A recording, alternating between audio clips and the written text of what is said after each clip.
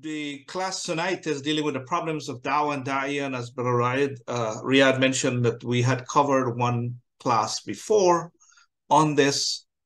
This is a specific area of it in terms of some of the problems that we will experience or we are experiencing in the Dawah and concerning the people who call people to Islam or invite people to Islam.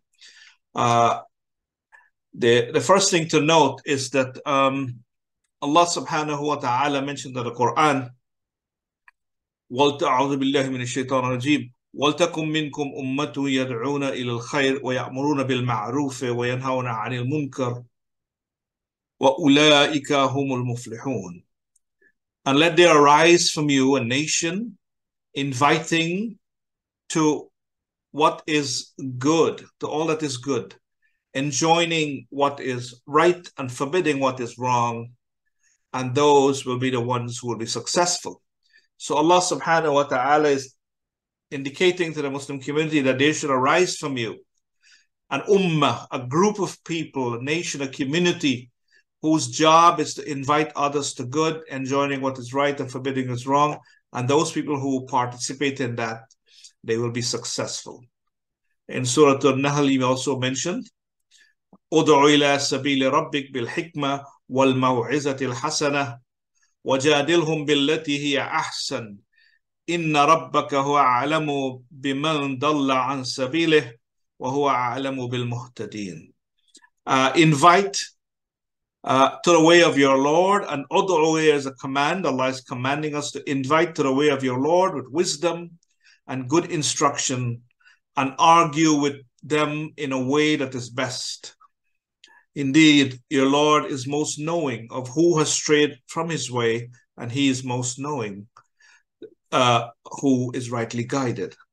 So Allah subhanahu wa ta'ala in these two ayahs is letting us know that the responsibility for sharing and inviting others to Islam rests solely on the believers, and it is not something that is optional for us. Every single Muslim has a responsibility of sharing the message of Islam to others. This is a very important thing. A lot of times we think that we are only calling ourselves to Islam.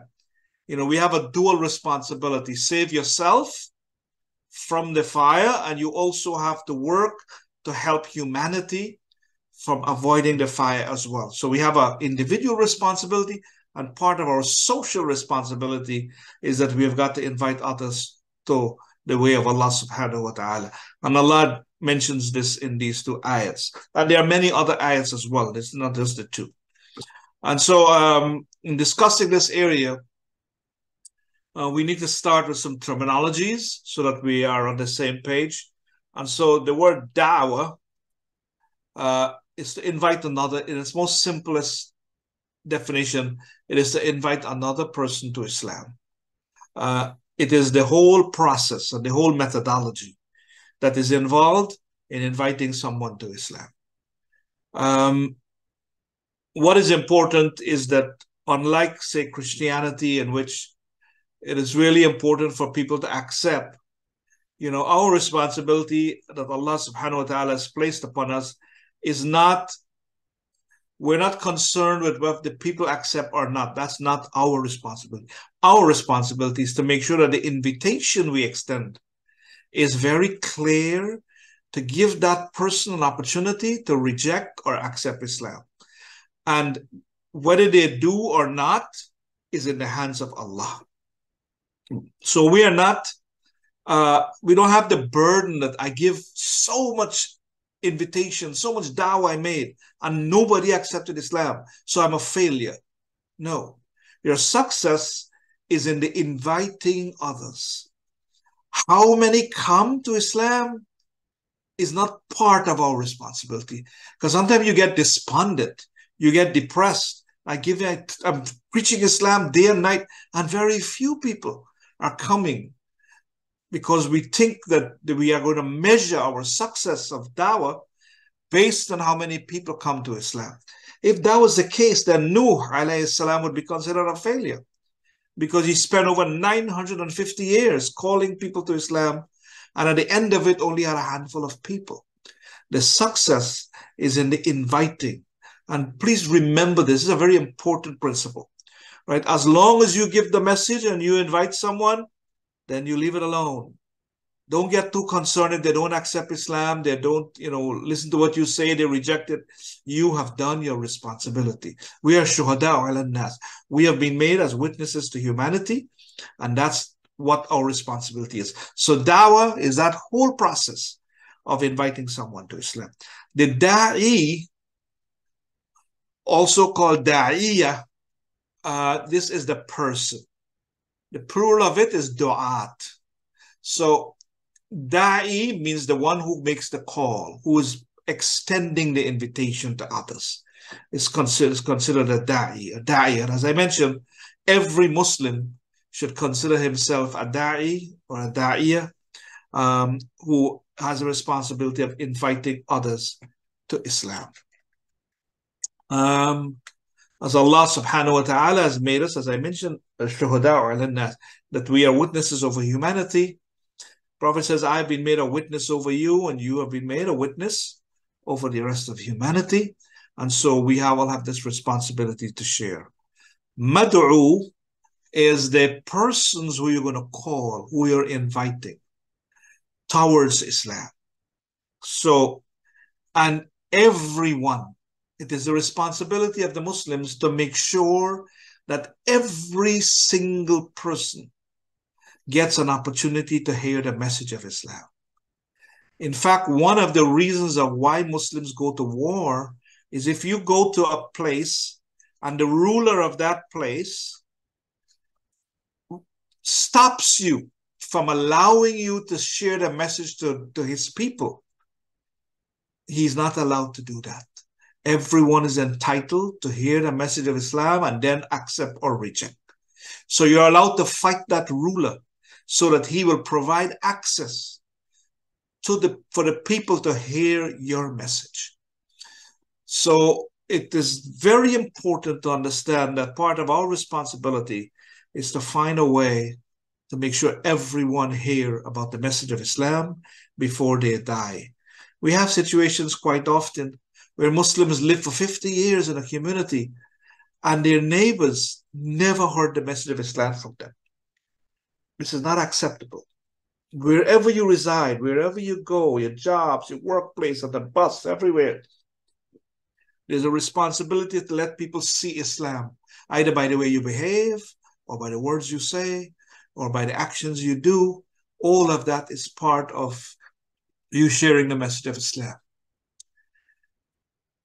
Now, when you're giving the message proactively to someone, you're inviting them to Islam. Sometimes we engage in discussion and dialogue and even argumentation. Sometimes it even gets hostile.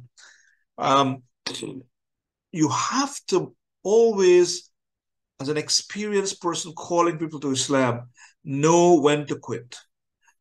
As long as you have delivered the message and that person refuses and continue being dogmatic, you have to decide, this is a closed-minded person. And so I should not waste my time just trying to keep plugging away, hoping that they will be convinced by my argument. You have to decide when to cut your losses and say, let me go share the message to somebody else who might be more willing to listen to me. Right? Because sometimes we just go to the same person over and over and over, and we know that they're so close-minded, they will never accept. Don't even waste your time behind. Now, one of the other things that are mistakes that people make when they're calling others to Islam is we spend a lot of time trying to show the other person why their faith is not true, why their religion is not correct, why their belief that they have is not consistent, and so on. So we made up an approach of saying, hey, Christians, the Bible is not, has been corrupted, or we speak to others like this. And in the argumentation of trying to do that, we actually do not remember that what we are in essence trying to do is not so much to show them why their religion is false. It is actually to deliver the truthful message of Islam to them. They must hear what Islam is and how it can help and what it does. So often we spend a lot of time trying to break down the other person's faith, and we don't take enough time to deliver the actual beauty and truth of Islam itself. So always remember, your goal is always to share the sweetness of Islam. And showing a person's belief as having a problem should come as a subset or a further reasoning, but their main goal in giving dawah is to tell people about Islam. And you have to always direct the message in such a way that you can do that. Someone comes to you and says, Jesus Christ is God. You have to immediately find a way. How do I tell them about Islam? He says, yeah, you may believe Jesus is God, but from our faith, here is what we believe. And then you give them a message of Islam. You turn everything into, here is what Islam says. Here is what I hear you, but here is what Islam says. Sometimes Christians will come to you and say, you Muslims are going into hellfire. If you don't accept Jesus Christ as God, you're all going to be burned. Always got to bring it back to, here is what Islam says. Very important. The madda is the content of what the invitation to Islam should be like. In other words, your books, your literature, the different things that you're going to use, what exactly you're going to tell the people who you're inviting to. And basically, when you look at the style of the Prophet ﷺ, and you look at how the Quran, the first few verses of the Quran, they mainly begin by dealing with Aqidah issues, the worship, the telling people who their Lord is, and worshiping Allah subhanahu wa ta'ala. Because this is the core belief. If someone gets understanding who their Lord is and why they need to worship Him, all the other set of things becomes easier to do. So always our dawah should be focused on getting people in a discussion about who is God, where did you come from, and who created us? Why did He create us? What are supposed to be our responsibilities? Why, what is the purpose of our life? So your discussion should focus firstly on that instead of going to why Muslims wear hijab, why they don't eat pork, why they, when you go into discussions with that, and the person still is not on board with you with understanding who is Allah, why Allah needs us to worship Him, and so on, we get a huge problem in not correctly spreading the message of Islam. So the four main things you want to focus on: Aqidah, worship of Allah, relationships, and then moral issues. These are generally the four categories of things we discuss in Dawah. Wasila is the medium that is used to invite Islam. And this, of course, is all forms of different communication, Dawah tables, books, pamphlets, audiovisual, however way we're going to utilize. And now we have a myriad of ways to convey information today in today's society compared to what they had back 1400 years ago, which was mainly just the speaking to people. So we have to be able to figure out what is the medium we're going to use to reach the particular type of people. There are some people, one particular medium may work for them, in another setting, this may not work. So the da'i, the person calling, have to figure out, how are we going to get this message over to this particular kind of people? The tariqah is a method that we use. Is a methodology. As we mentioned, Udu ila sabili rabbik, we quoted the ayah in which Allah says, use hikmah, use wisdom, right? When you're calling people to Islam, use good teachings, discuss with them in ways that is respectful, that they may be able to grasp and understand what you are asking. So the part of the methodology of dawah is that you've got to be able to use methods that are pleasant, gentle, respectful, and intelligent, logical, and so on. Athar is the effect of the dawah. When you give dawah, you have to analyze how effective is your dawah, because we're always trying to improve. So even though we can't determine who will accept Islam, we still check to see, okay, 50 people took Shahada yesterday. Maybe we can continue to accelerate our effort. So we always have to analyze and try to understand the effect that dawah is having. A lot of time, dawah does not result in someone actually taking Shahada. Your dawah may actually result in someone improving a good quality. Like you may give dawah to a person, they stop drinking alcohol because of the dawah you give them. But that don't mean they necessarily accept Islam. But they may change something in their life that is closer to getting them to Allah. So it's never a linear, I give somebody shahad, the message of Islam, and then they suddenly become a Muslim. No. A lot of time it's back and forth, and as someone may change very slowly, change a habit, admire something in your behavior that they would like to inculcate in theirs. And so that's the process. For everyone, it's a different journey. Each of us have our journey. Abu Bakr, radiallahu anh, immediately upon hearing the message, he accepted it. Khalid bin Walid, another companion of Prophet ﷺ, took years, fought the Muslims, until eventually he was able to recognize the truthfulness of Islam. So some people take a very quick time in which they can see truth. Others, it takes a very long time before they come to the realization that this is truth. And so each person's journey should be respected and honored, but our responsibility is to continue to invite. And so those are some of the terminologies surrounding dawah. But tonight, really, we're talking mostly about some of the challenges that we are presently facing, mainly in America, when we attempt to give dawah. In other words, when we attempt to invite others to Islam, we are facing an insurmountable, very great challenge. Let me classify as seemingly insurmountable, but it is not if to the person who is determined. But it is important to realize the challenges we face so that we don't underestimate the task and relaxed about it. When we understand the magnitude of what we are up against, it makes us plan more, be more determined, and be more organized in terms of how we approach the dawah. And as I mentioned before, this is something that is not an option. Allah will question us. Allah will punish us, because the people who we don't give dawah to will on the day of judgment says, I used to live next door to this masjid, and not one day someone came and told me about Islam. It will become an evidence against us. And they may take from our scales if we become negligent. So it is a big responsibility, and so we have to deal with it.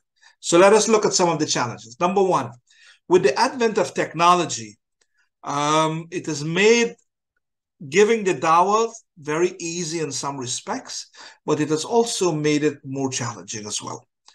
For example, a lot of people with social media and the internet, we don't relate one-on-one anymore. Very few people actually have developed the social skills that the old people used to have in the past, in which everything was social. Today, you can't go knock on somebody's door without contacting them. People hardly reach up one-on-one and have dinners or interact like that. Everyone is sitting in front of a computer playing video games. And so it has become more difficult to actually get to meet people one-on-one and reach them. Very few people go to the masjid, and so you don't have this opportunity of actually meeting people and discussing with them one-on-one. And when you do meet someone, they're always busy. They're always hustling. And so you don't get the time to do that. And that's a challenging thing. Also, people are we're told and we're taught in this society that you don't interact with strangers. Stranger danger that little kids are taught about. So it's not a friendly environment. Like if you go to my country or you go to the Caribbean, people are very friendly. They'll talk to a complete stranger. They will even share whatever they have. But in this society, sometimes you are not encouraged to get involved. You see somebody laying on the road, you're scared to go help them because they will turn around and sue you. So there's a shyness to engage with others. who we don't have any familiarity with. And so that makes it hard for us to go up and engage a complete stranger and discuss Islam with them. And then there's also the problem of we now have this thing called fake news, in which it has made it very difficult to people to believe anything someone else is saying. There's a healthy skepticism about any piece of information you bring. People thinking that you're tricking or you have an angle, or, so it has become very difficult to convey truthful information to people because they have this difficulty parsing what is true and what is false.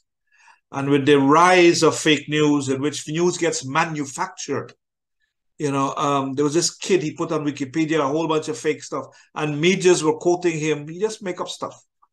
People make up all kinds of stuff, and there is no sense of responsibility on the part of others. And so that has made it difficult for us to engage with people about Islam. And then we are living in America, which has almost every country in the world is represented in America. So you're dealing with a diverse culture. The Muslim community is actually considered one of the most diverse community in the country. You could go to a typical masjid and you will find over 40, 50 countries are represented in a small gathering at Jumu'ah. And among those gatherings, you will find people who speak English, but they don't read English. So when you give them a plier, it doesn't make any sense to them. You may speak words that English is not their first language, and so they misunderstand you. And so fitting the material you're presenting or sharing to all this diverse group of cultures becomes very, very difficult. When I went to ISNA, one of the Uber drivers that was taking us out, he's a Rohingya Muslim. And he was indicating to us, he got here in a refugee status with his sister. And the problem now, his sister and her husband, they don't speak English. And he is trying, and they have a couple of kids. He's trying to teach them English. The problem is they don't even read Rohingya in terms of being able to read and write Rohingya. They only know to speak.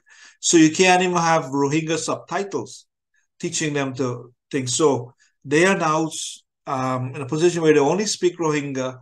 And so he has this awful responsibility of trying to help them to navigate this society. Right now, the poor young man, he has to help them 24/7. He had to move in with them to be able to help them navigate getting by, because they can't speak a word of English or read a word of Rohingya. And so this is part of the problems when we have diverse cultures. The second challenge we have is we don't have enough qualified du'at, means the plural of Daeeyah, callers to Islam. We don't have enough. We have very few. America is a land of 332 million people or something like that. 332 was it? It's almost like up there. And we don't have enough people to call to Islam. First of all, a lot of us are not oriented to give da'wah. And so very few people are actually involved from the Muslim community willing to give da'wah to non-Muslims. And then those few individuals who want to do da'wah, sometimes they get discouraged by others. Because if you just say, well, I want to do it, a young person, for example, said, I want to give da'wah to non-Muslims. Someone or elder may say to him, you don't know much about Islam. What are you going to go out there and do? You're going to cause more damage. So you put them down because they are not a scholar or they are not a learned person. Even though the Prophet ﷺ tells, if you know one ayah, you should share it. So we get discouraged from going out there because we are told that we are not qualified and we may do more harm than good. And so even the few individuals that decide to do that, they get discouraged. Then we have a lot of our learned brothers. They are immigrants and they've studied Islam in a different country. Maybe English is not so good. A lot of them, they speak good English, but the accents that they have makes it difficult to understand them. So they're beautiful, they give amazing speeches. But for you sitting there, it's very hard sometimes to follow what they're saying, because of the deep accent that they may have. And so that becomes a problem, because when they go to give dawah, the persons they're giving dawah to doesn't understand what they're saying. And then we have also the brothers who study outside of America, Saudi Arabia, in Syria, in Egypt, in different parts, in Malaysia, and so on. They study Islam out of America, and then they return. And a lot of them sometimes are immigrants, and they cannot grasp fully the nuanced aspects of American cultural psyche and norms. That Americans have a particular perspective. Americans themselves, there's a particular mentality. Americans love, for example, underdogs. Americans respect people who strive hard. Americans have this macho kind of personality. They are aggressive. They are plain spoken. And so sometimes if you don't understand some of that, when you go to give dawah, you may misinterpret their aggressiveness as being hostile, whereas that's just their style, of being. And so this can be very difficult for a person who's not familiar with the American culture and its nuanced psyche to be able to navigate giving dawah to them. And then institutions, we don't have really a lot of institutions that make it a priority, complete priority to give dawah. You have Why Islam, very few, that we have that is actually completely dedicated to giving dawah to the people. And this is a sad reality. So a lot of the efforts of dawah becomes being done by individual initiatives. And then that creates a problem, because when you are giving dawah as an individual, you don't have the mechanism, you don't have the machinery to do follow-up should someone, 2, 3, 4, 5 people accept Islam. You're out there giving dawah and then 5 people accept Islam. What happens now? You don't have the machinery to be able to help and mentor and cultivate and assist these new Muslims to come and to become strong Muslims, because you're not doing it with an institution that may have that machinery. And so the lack of institutions create many, many problems. And unfortunately, we don't have many. Another challenge is a lot of our great scholars who could come here and do amazing things. The administration sometimes does not give them visa. They bar them from coming. I remember Yusuf Islam, they harassed him at the airport. So some of our scholars, they don't get the visa. And so we have internationally recognized scholars that are skilled to come here and can do an amazing dawah work. They don't get entered into the country. And so those are some of the challenges in terms of getting qualified people to give the message of Islam. When you have qualified du'at, it's an amazing thing to see. I've had the personal experience. There was one brother who came to Guyana. He was from India. He had a degree in mass communication. He had a degree in Islam. Very learned brother.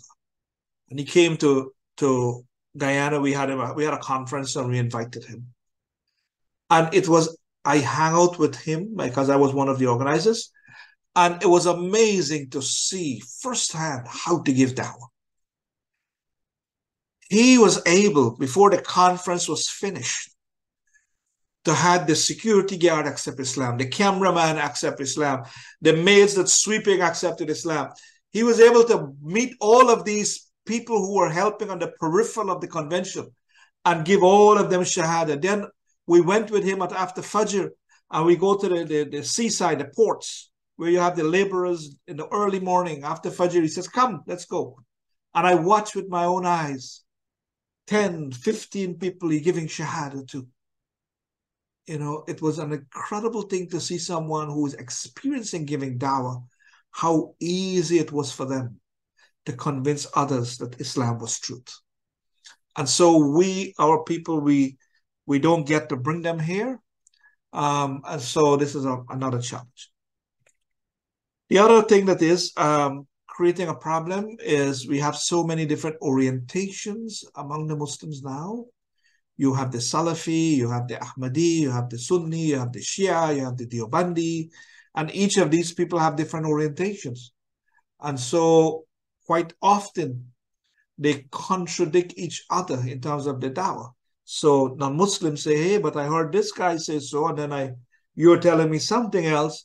And so that embarrasses us when we have this kind of mixed messages coming from us. And that affects our dawah. I mentioned just now about follow-up. We don't have quite often no effective follow-up. When you are giving someone or explaining someone about Islam and you're trying to bring the message to them, you have got to have the commitment that should they accept Islam, you will do your absolute best to make sure that they are not left hanging. Over 23% of the people who took Shahada, they go right out back because the people who give them the Shahada did not have a proper follow-up system to help them to navigate. And the most important thing the new Muslims said they need is to belong to a community, to be part of a new community that will allow them to grow, to have new friends, new support system. And so this is a big challenge. We have so many times new Muslims come and they don't feel welcome at the masjid. There's no institution, there's no place for them. And they're sitting by themselves trying to learn Islam, trying to learn how to pray, looking on internet. You know, this is not a way to treat people who have come into the religion. The other challenge we have is Islam is being projected in the media as a foreign religion, as a non-American religion. And so this is really a huge problem for us, because then it makes the others who we're calling to, the normal Americans, they begin to see us as strangers, as aliens, as trying to come here and change their cultural ways. You know, that also we look like immigrants, and a lot of us are. And so that also compounds to the fact that here is this immigrant telling me about a foreign religion and want me to accept that. You know, I'm American, I'm patriotic, I'm, you know, ABC, I'm Christian, and they're coming with this new thing to try to change our ways and our life. So they see us as aliens, as foreigners, not as their fellow brothers in humanity, trying to help them to find through it. And then our sisters are dressed in ways that they consider very peculiar, and that adds to the strangeness and the foreignness. You know, the media also projects us as caricatures, not as people. And so for a typical American, a lot of them have never met, in fact, over 63% of Americans have never met a live Muslim. They've only understood Muslim from what they see on the movies, on the media, and their perception of Muslims is that we are violent, we are antisocial, you know, we're disruptive. And so when we go to give dawah to them, you know, already there is a perception and a barrier that makes it difficult for us because they don't see our humanity. You know, they don't get to see us as a person. And over 10% of them, after they met a Muslim, they change their position because they get to see the real person and the beauty of Islam practiced by that person. The other challenge we have is the huge amount of money being spent on Islamophobia, and its effects are it's so big, huge, you know, because it's a combination of media, billions of dollars are being spent, you know, trying to convince the American masses that Muslims are a threat, Muslims are people who are trying to change their way of life. You had this whole big thing about the mosque in New York, that Muslims are trying to build, you know, these places and take over the society, that they're going to bring Sharia law to America, you know, and no Muslim have ever, I'm telling you, no Muslim has ever come and says, hey, we want to bring Sharia law to you. The word Sharia law actually it's not the correct terminology. Sharia means law, part of Sharia's law. So you don't say Sharia law. It's like saying coffee tea. So Muslims are depicted in this horrible way, and Islamophobia projects that and tries to project us as an enemy to America's democracy. That our masjids are places that a lot of nefarious activities go on. And so when that happens, people feel emboldened. They feel actually it's great if we can harass a Muslim. We're actually doing something for the cause. And so in England, they circulated a letter, which actually said that we're going to call this day Harass a Muslim Day or something like that. That the particular day of the year is going to be a day in which you get permission to harass a Muslim, to that extent. So this Islamophobia has really led to a lot of Muslims being beaten, some being killed, some being bullied, some being all kinds of atrocities have happened. Court system, some of the harshest punishments for small crimes have been meted out to Muslims, truly because they're Muslims and primarily because they're Muslims. We get maximal sentence. I have a kid who was just watching porn and got 10 years jail for that. A 19-year-old kid watching porn, and you give him 10 years jail. So those things, they bother you and they hurt your heart, but they also are a part of the effects of what Islamophobia has done. And so that is a challenge for the Muslims to be able to change that narrative and to bring a true narrative that Islam is actually a religion of justice, of peace. When we do interfaith, that's one of the things about interfaith is that it's not effective because a lot of times is each person, each religion just presenting their point of view on a particular topic. But you don't really get to interact and see the Muslim as he lives.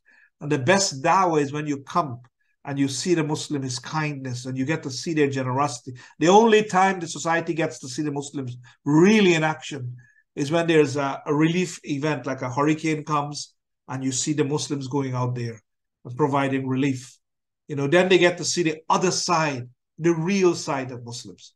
When we go and we share food to the people. I remember in the hurricane, we went and we took 1,000 sandwiches to one community, shared out to Muslims and non-Muslims. That's the first time they get to see Muslims as people, just like themselves. I remember when they had the hurricane, my neighbors, she lived alone, or an older lady, and a big, huge, giant tree fell in her driveway, blocking her car in, and she couldn't do anything.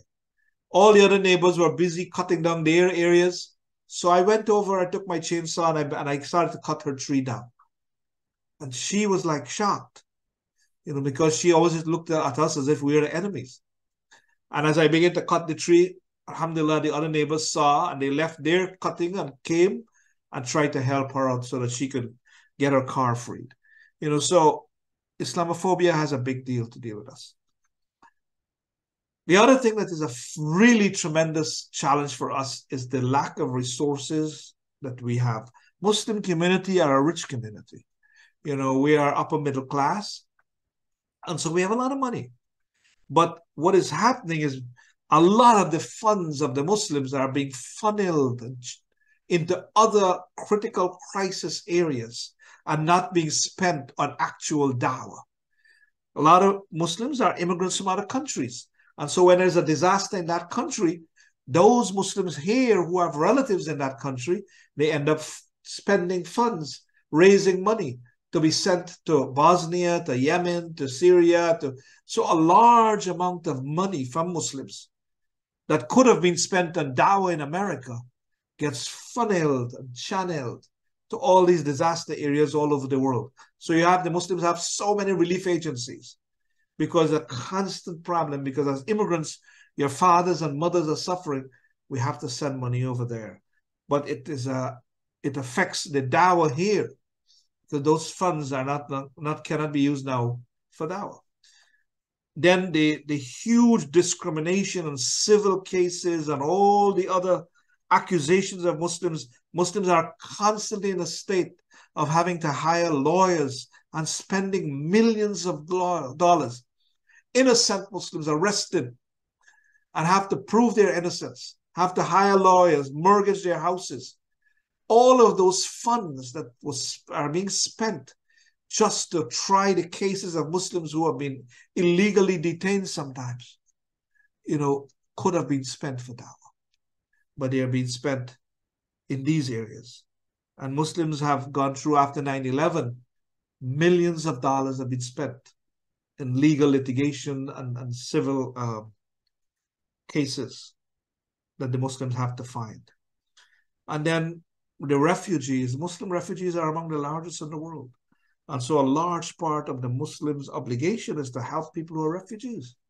And so a lot of Muslims' funds from America go to help refugees in every part of the world, including in America itself. Those funds could have gone for dawah.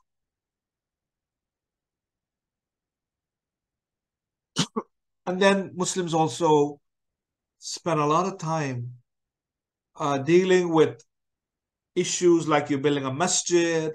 There's a strict application and a kind of a resistance to you building the masjid. So you have to go and you have to fight for permits. Your permit expire, you have to pay a next set of money. And so when Muslims try to build any one of these buildings or institutions, it's end up costing Muslims more than a normal other people from the other community. And so again, resources of the Muslims are drained. And so all of these resources, which could have been used for amazing dawah work, setting up those agencies and support system that new Muslims could have enjoyed, gets drained into this direction. And that creates another challenge for dawah. And then we have a cultural problem in that a lot of the masjids and Islamic centers, they are built by people who migrated from the Middle East, whether it's Pakistan, whether it's Saudi Arabia or Egypt or Jordan or so on. And in those countries where they're like 100% Muslim, dawah to non-Muslim is not something that they do often. And masjids over there don't participate or get involved in dawah to non-Muslims because there is no non-Muslims around. And so the orientation of a typical Muslim coming from the Middle East, coming from Pakistan, is that we're not giving dawah to non-Muslims, as a priority. Our masjids are built, we go pray, we have some programs. And so the orientation of giving dawah to non-Muslims is not prevalent among the majority of the people in our communities. And so when they build a masjid, they don't place giving dawah to non-Muslim as the absolute priority for the masjid or the center. It is done for other reasons. And so there is no emphasis on training the young people to become proficient at giving dawah. The masjids don't have a place where new Muslims, when they come, can reach a beautiful setting where they can be socialized to become part of the Muslim community, where they will have people mentoring them, taking care of their needs, ensuring that they are okay. The masjids don't provide a very good way of doing that. And so it's a failing on the many of the masjids because they don't prioritize new Muslims or dawah to non-Muslims as one of the top things that the masjid is involved in. And because of that, many imams are also not trained to give dawah to non-Muslims. And so quite often they shy away from this and they don't get involved because it's not one of the things that they were trained in. So they spend most of their time just teaching Muslims. And then you have many of the masjids, they don't come together and work in a cohesive, unified way to deal with dawah. If there's a masjid who actually is very good at dawah, they tend to just go it alone because they may have met with rejection from other masjids. And so we don't have this cohesive way of working, and a lot of money gets wasted on duplication of work and so on. So these are some of the major challenges, and just a few of them, that facing Muslims as they try to give dawah, this responsibility. And then we have problems facing the Daeeyah, the actual individuals who are going to give dawah, right? The people who are giving dawah, they have a mountain to climb. Every one of those things I've mentioned about dawah affects the person who is going to call to Islam. It has a direct effect.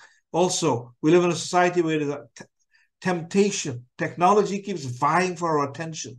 And so the typical Muslim youth or a Muslim, they're constantly striving to make sure they don't get tempted and consumed in the society's mad rush, to get them involved in wasting their time in so many different technologies, whether it's TikTok or Instagram or Facebook. We spend so much time doing that. If we spend 1/10 of that time giving dawah, would be good. But it's a constant push. Then materialism affects our lives. We may think it doesn't, but it does. As long as you live in a materialistic society, it will invade your homes, it will invade your psyche, it will invade your life. So we live in a bubble, and we begin to feel that we don't need Allah because if my bank account is good, why do I need Allah? It also causes us, when you are involved in materialism, you don't have empathy for others. You begin to think of a poor person as being lazy, that they are not a hustler. And so this materialistic lifestyle sucks our spirituality and our connection to Allah in such a way. It consumes us to pursue the acquisition of plenty, and it produces arrogance and pride. And so the da'i, the person wanting to call to Islam, have to fight this constantly. Then we have a lack of knowledge of Islam. People who want to call people to Islam, they don't know the first thing about Islam themselves. They also are not practicing Islam properly. And so the best dawah is to set a good example. So this lack of knowledge is also part of the challenge that we face. Because since it's not being given a priority, the young people don't get to understand the methodology of how you give dawah and what do you need to do. And then we have difficulty in how we are socialized. In America, as Muslims, growing up in an environment that have all of this, and how do you become this beautiful personality? How do you become the uswa hasana, the beautiful, setting a good example for others? How do you develop sabr? Ya alladhina amanu wasta'inu bis sabri was salah, inna Allaha ma'as sabirin. Oh, you believe, seek help in sabr and salah.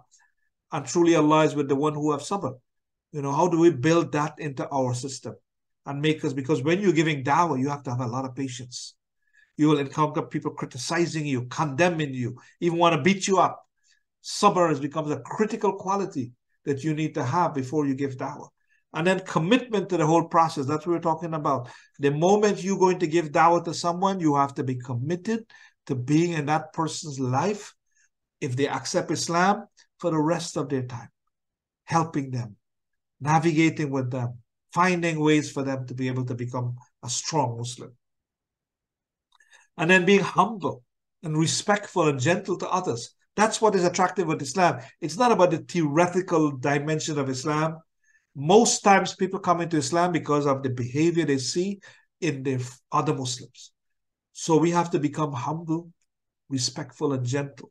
The ability to take criticism, to withstand the pressures of Islamophobia, that you get beat up at a dawah table, that you have the courage to go and set up a next one tomorrow. To be able to withstand the harshness and still go out there and invite others because it's that important. And then being sociable and getting along with others. Being willing to engage, not being shy about your Islam, being proud that they were your Islam, being confident that you are guided by Allah, and wanting the others to have that same beauty that you have shared and understood and feel every day. So these difficulties are also very, very much for the person who wants to call people to Islam. In conclusion, I just want to say, the Prophet ﷺ mentioned beautiful hadith. He says, give glad tidings and do not chase people away, and make things easy and do not make them difficult. Be flexible with one another and do not get into conflict. What a beautiful hadith. The Prophet ﷺ is letting us understand, when you're presenting Islam, don't kill the people. Oh, brother, if you accept Islam tomorrow, By Saturday, you have to pray all 5 salah. By Sunday, you have to wear the hijab. By Monday, you have to be on the khutbah. We have to understand and be easy and lenient with people and take them by the hand and be gentle. We should not chase people away by our harshness and our dogmatism and our extremism. For us, make things easy. Yassiru wala tu'assiru. Make things easy for people. Don't complicate it by making it difficult for them. Be flexible. Don't say, that's it. This is truth and this is truth. They have to do that. And avoid getting into conflict. There are other ways of how you navigate that. May Allah subhanahu wa ta'ala help all of us to be able to become people who are active despite all of these challenges. Islam is still the most beautiful thing that you will encounter. And all of us should make dua and ask Allah to help us, to make us capable of sharing this beautiful gift with the world. The world is waiting for Islam. The world is not going to change by itself. Allah has given us the responsibility, the Khalifa to fill up, the representative of Allah. May Allah help us to be good stewards of it and be people who will not give up despite the challenges we may face. Assalamu alaikum.